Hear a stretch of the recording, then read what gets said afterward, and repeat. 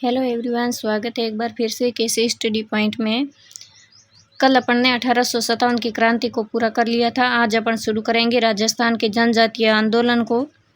इसमें दो प्रकार के आंदोलन हैं, एक तो है भील आंदोलन और दूसरा है मीणा आंदोलन। भील आंदोलन में भगत आंदोलन गोविंद गिरी का है और एक ही आंदोलन मोतीलाल तेजावत जी का है। सबसे पहले अपन बात करेंगे भील आंदोलन की। भील आंदोलन में कारणों की बात करेंगे।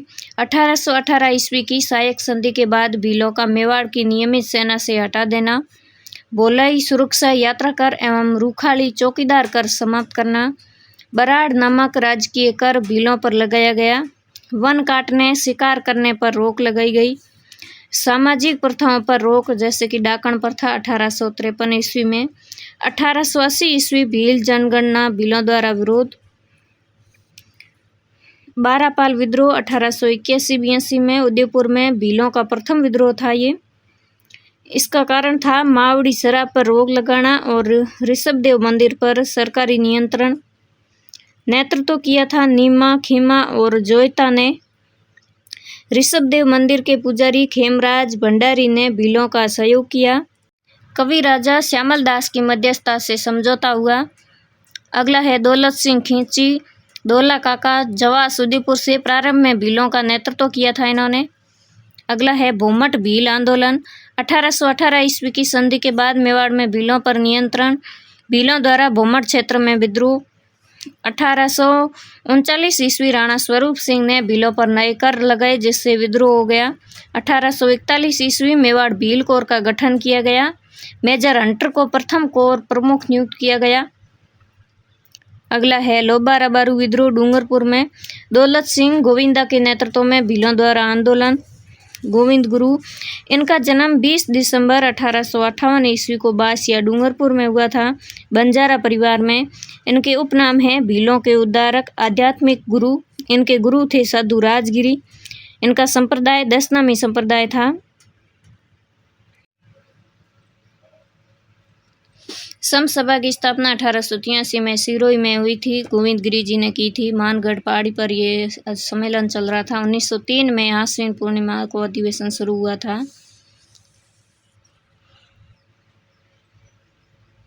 ये सब गोविंद गिरी से संबंधित है।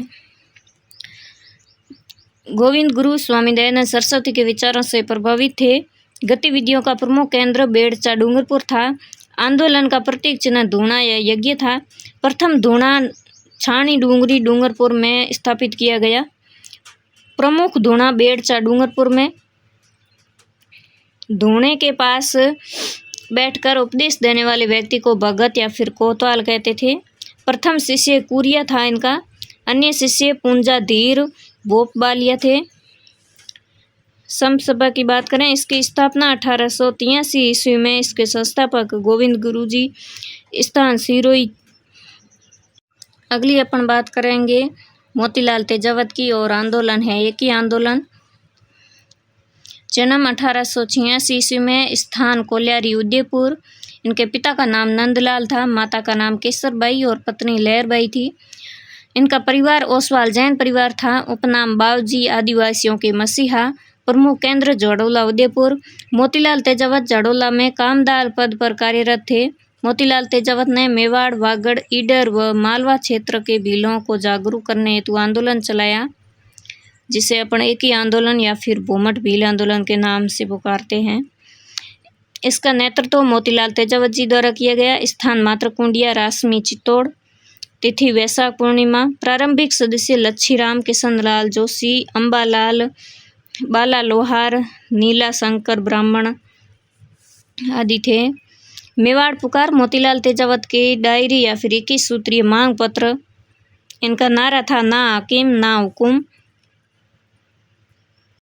नीमड़ा पाल क्षेत्रीय हत्याकांड 7 मार्च 1922 ईस्वी को मेजर सटन के नेतृत्व में की गई गोलीबारी से 1200 भील शहीद हो गए थे। स्थान विजयनगर गुजरात। बालोदिया भूला हत्याकांड सिरोही। 8 मई 1922 ईस्वी को भीलों पर की गई गोलीबारी से 50 भील शहीद हो गए थे। 1929 ईस्वी मोतीलाल तेजावत को गिरफ्तार कर सेंट्रल जेल उदयपुर में रखा गया। 7 अप्रैल 1936 मेंदराज सभा द्वारा भविष्य में आंदोलन न करने की शर्त पर रिहा किया गया। 1963 ईस्वी खेड़ ब्रह्मा गुजरात में इनका निधन हो गया। ये इनसे संबंधित ट्रिक है, मोतीलाल तेजावत से संबंधित। अंत में झाड़ोल गए थे वो सब। लसोड़िया आंदोलन नवा टापरा डूंगरपुर से शुरू हुआ। इनका नेतृत्व किया था संत मावजी ने। बेणेश्वर धाम के संस्थापक है और इनका ग्रंथ है चोपड़ा। अभी मीणा आंदोलन, इसका क्षेत्र आमेर और जयपुर। मीणाओं के भाग चौकीदार मीणा और जमींदार मीणा थे, कृषि कार्य करते थे। प्रारंभ में आमेर पर मीणाओं का शासन था। कछवा राज्य स्थापित होने के बाद मीणा 2 भागों में विभाजित हो गए। जयपुर रियासत में बढ़ रही चोरियों पर लगाम लगाने हेतु कानूनी दादरसी पारित किया गया। इस कानून के तहत चोरी की भरपाई चौकीदार मीणाओं से की जाती थी। भारत सरकार द्वारा 1924 ईस्वी क्रिमिनल ट्राइब्स एक्ट लागू किया गया, जिसके तहत 12 वर्ष से अधिक मीणाओं को नज़दीक थाने में जाकर हाजिरी देना अनिवार्य था। 1930 ईस्वी जयपुर रियासत द्वारा इस कानून का नाम जयराम पेशा अधिनियम कर दिया गया। सर्वप्रथम जवाहर राम मीणा, छोटूलाल सरवाल, महादेव राम पबड़ी के नेतृत्व में मीणा आंदोलन की शुरुआत हुई। 1933 ईस्वी मीणा क्षेत्रीय सभा का गठन हुआ। 1944 ईस्वी नीम का थाना में मुनि मगन सागर की अध्यक्षता में मीणाओं का विशाल सम्मेलन हुआ तथा जयपुर राज्य मीणा सुधार समिति का गठन किया गया। जयपुर राज्य मीणा सुधार समिति 1944, इसके अध्यक्ष थे डॉक्टर बंशीधर शर्मा, मंत्री थे राजकुमार अजय, संयुक्त मंत्री थे लक्ष्मी नारायण जरवाल। इस सम्मेलन में नरोत्तम लाल जोशी, रामकरण जोशी, ताड़केश्वर शर्मा, सर्वश्री देश पांडे ने भाग लिया था। 4 मई 1946 कानून दादर से समाप्त किया गया। बागावास झुंझुनू में 28 अक्टूबर 1946 को चौकीदार मीणाओं का सम्मेलन हुआ तथा चौकीदार से इस्तीफा दिया। इस दिन को मुक्ति दिवस के रूप में मनाया गया। इस सम्मेलन में हीरालाल शास्त्री, टीकाराम पालीवाल ने भी भाग लिया था। 1952 ईस्वी में जयराम पेशा एक्ट समाप्त किया गया था। इसका उद्देश्य भीलों में सामाजिक एवं राजनीतिक जागृति लाना था। भीलों में एकता, भाईचारे की स्थापना करना था। 1903 ईस्वी प्रतिवर्ष आश्विन पूर्णिमा को मानगढ़ पहाड़ी पर संप सभा का अधिवेशन प्रारंभ हुआ। मानगढ़ हत्याकांड 17 नवंबर 1913। गोविंद गुरु के नेतृत्व में संप सभा का अधिवेशन चल रहा था। मेजर हैमिल्टन के नेतृत्व में 104 वेलेजरी राइफल, 7वीं Rajput regiment, Jat regiment, MBC द्वारा की गई गोलीबारी से 1500 से अधिक भील शहीद हो गए थे। इस घटना को राजस्थान का प्रथम जलियांवाला बाग हत्याकांड कहते हैं।